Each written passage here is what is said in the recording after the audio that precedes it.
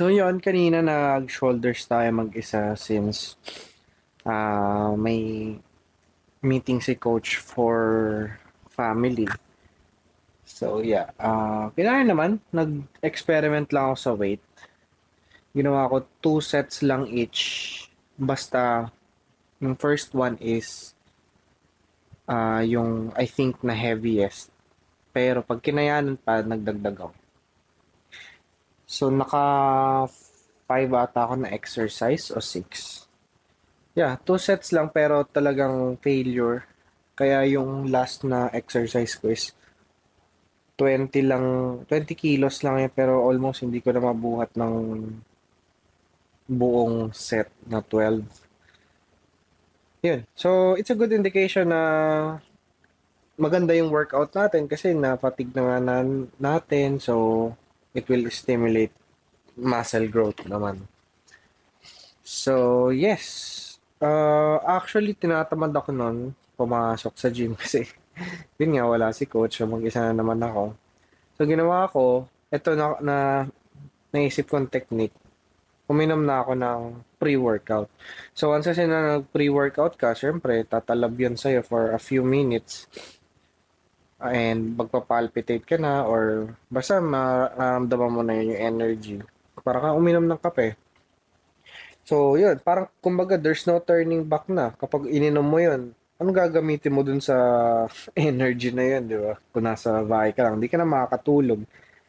So, yun. Might as well just go to the gym kung nag-pre-workout ka na. Yun yung naisip ko. So, yeah. Tapos, nakalimutan ko magdala ng mic. Bala ko din sana mag-vlog na kanina. Kaso, wala akong dalang mic. So, pangit yung audio. Kaya yun, nag-workout na lang talaga ako na seryosohan. Nakakamiss din mag-workout mag-isa. Actually, mas tingin ko ngayon mas okay sa akin na wala munang kasama. Kasi parang masyado na ako nag-enjoy na lagi may kasama. Kumbaga nawawala na yung parang me time kapag nag-workout na ikaw lang mag-isa.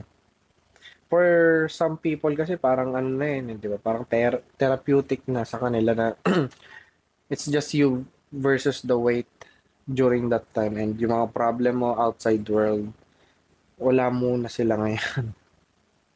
So, yun. After neto, mag-edit lang ako ng mga content.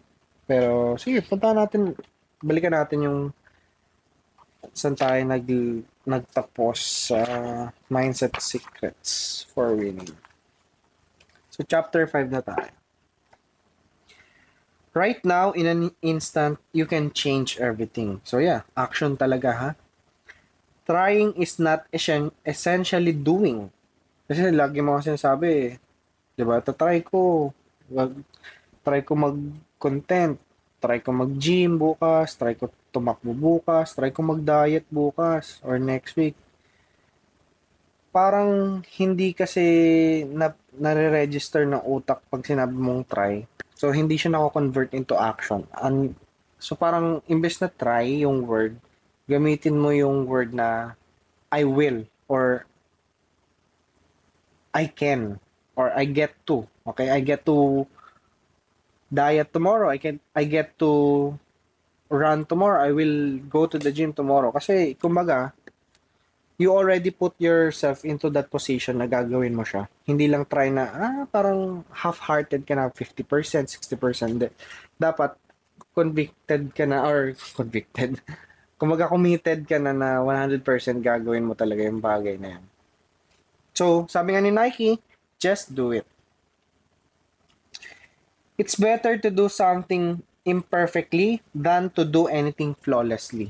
Correct to kasi ako, ang principle ko, kumbaga, katulad nito sa editing or sa content, your first 100 videos will be your worst. You cannot expect na yung 100 na output mo is maganda agad. Kasi doon ka pa lang papasok sa process eh. Doon sa 100 na yun, doon ka pala makaka-pick up ng mga knowledge or ng mga techniques mo or yung flow mo. Yeah, and then doon mo rin malalaman yung mga diskarte, mga daya, paano mo mas papabilis, paano mo, basta yung mga quick ways mo or paano mo siya magagawing efficient.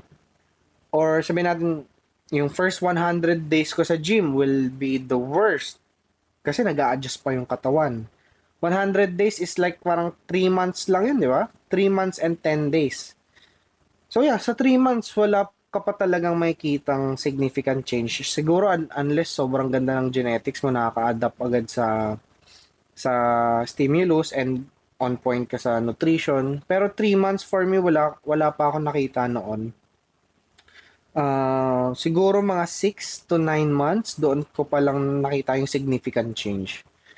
So yeah, your first 100 days sa gym will be your worst. It will suck. It will hurt like hell. Yung first week, grabe pag naaalala ko yung hindi ako makabangon sa kama kasi sobrang sakit ng legs, sakit ng likod, or sakit ng arms. Even yung pagpirma nga lang eh.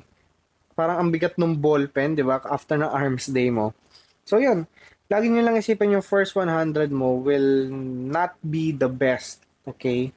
It might not be the worst, pero don't expect na in just 100 days, magiging okay agad lahat. Yeah.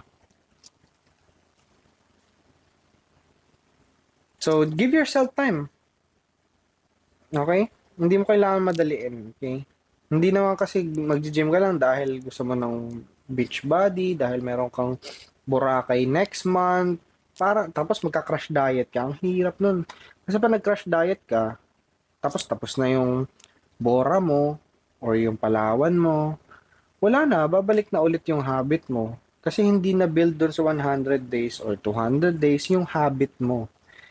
Yung consistency, yung lifestyle, kasi kailangan mo siya talagang gawin lifestyle, yung kumbaga part na siya ng routine ng buhay mo. And parang, alam mo yung parang nababaliw ka kapag hindi mo nagawa yung isang bagay na yun.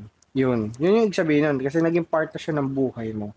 So yun muna yung kailangan mo i-develop sa everything na kailangan mong gawin sa buhay. Either content, or gym, running, or kahit ano, kahit nga paglinis nga lang ng bahay di ba? Kailangan 100 days, makomplete mo muna yon para malaman mo kung ano yung mga diskarte mo, paano madali sa'yo, ano yung mahirap sa'yo, eliminate mo yung mga hindrances, mga challenges, and make it easier for you. Okay? It's what you do with what you know that counts. So, sabi ko nga dati, di ba? Gamitin mo muna kung ano yung resources na available sa'yo.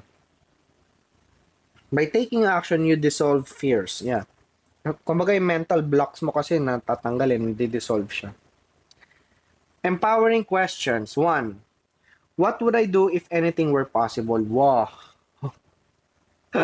Diba? Anong gagawin mo kung walang magiging problema or lahat ng resources nasa iyo, di ba?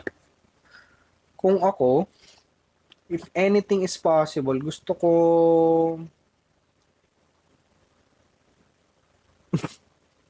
hindi ko wala rin no, walang nagpa-pop sa mind ko ngayon kasi gusto ko lang to live each day, kumbaga yun nga, day by day, be present lang. Wala akong masyadong plano ngayon eh. Gusto ko lang, smooth sailing. Bahala na. Kung ano ibigay ni Lord sa akin. What would I try if I had no fears? Ako gusto ko yung mga siguro, mga extreme sports like yung mga skydiving, cliff diving, scuba diving, lahat ng diving. Lahat ng mga nakakatakot na parang last mo na, canyoneering, bungee jumping, di ba? Yung mapapaisip ka na, kapag nando ka na yung tatalon ka na, paano kung last mo na to? Paano kung last day mo na to? Or, yung kapag yung natapos mo na yung jump, sabi, kaya pala kahit sobrang nakakatakot, possible palang gawin mo. Yan. Ganun yung mga gusto ko. How can I make my life more fun? What am I excited about for this year? Yan. What would I what would be my perfect day look like? Sinabi ko na yun sa inyo before eh. Kung ano yung ideal success story ko. For me, yun nga, nakaupo lang sa beach with my wife and my kids and granddaughters na naglalaro lang sila, tatambisaw, nagsa-swimming. Tapos, behind it, yun yung rest house pala namin. And then, ayun, yung wala kang iniisip na problema, lahat masaya lang. Lahat ng every facets of your life is already kumbaga fulfilled or contented ka na like yung spiritual, physical, emotional, mental, and financial. Yeah. Yun. So what areas of my life am I ready to transform? Ako, yeah, I think kasi yun nga yung kulang ko before eh. Kasi okay ako sa mental, emotional, and sa financial. So, iniisip ko noon, paano ko ba babaguhin yung buhay ko in terms of spiritual and physical. Kasi dati ang taba ko, tapos hindi ako naniniwala sa Diyos. So now, I'm happy na kumbaga na-complete ko na yung limang yan. What am I grateful for right now? Sobrang dami, super. Everyday, pagkagising ko pa lang, thank you Lord sa mga bagay na to. Hanggang sa pagtulog, Lord, thank you sa mga ganito nangyari sa araw na to, sa mga nakasama ko sa araw na to. Lahat. Yun yung kinasasaya ko ngayon kasi I have a grateful heart na. Dati kasi parang, Lord, I want this, I want this, I want this, I want this. Pero ngayon, more on, thank you, thank you, thank you. Kahit hindi pa niya binibigay, nagpapasalamat na ako. How can I make a difference in the world? Wow. Big word, di ba? Ang hirap nun. Parang nga ba, just be kind siguro everyday sa mga nakakasalamuha mo. Kasi you may never know eh. Kung yung taong yun, siya pala yung makaka-invento ng gantong bagay, pero gusto niya magpakamatay nung moment na yun. Pero ikaw, dahil pinakitaan mo ng goodness, ng kindness, yung na may opportunity pa siya na there's more to life, di ba? Na-save mo siya. So, hindi naman ibig sabihin na ikaw yung kailangan magbago ng mundo, but rather siguro, ikaw yung maging dahilan kung bakit magbabago yung mundo. Di ba? Iba yun eh, di ba? Ang galing. What is the most important to me? Yeah, God, family, bodybuilding, business. Yeah. Actually, mas mataas yung business sa bodybuilding, syempre. Ano yan? What do I love about myself? Feeling ko yung yan nga, pagiging process-oriented, and then, yeah, I'm leaning towards logic, you know. Listen twice as much as you talk. Okay? So, more on listen talaga than just talking. Para makita mo anong gusto ng mga tao, why they do what they do. Ganun. You can decide to be the owner of your world. So, that's it for chapter 5. Maikli lang siya. So, we'll start chapter 6 sa susunod na videos. Thank you.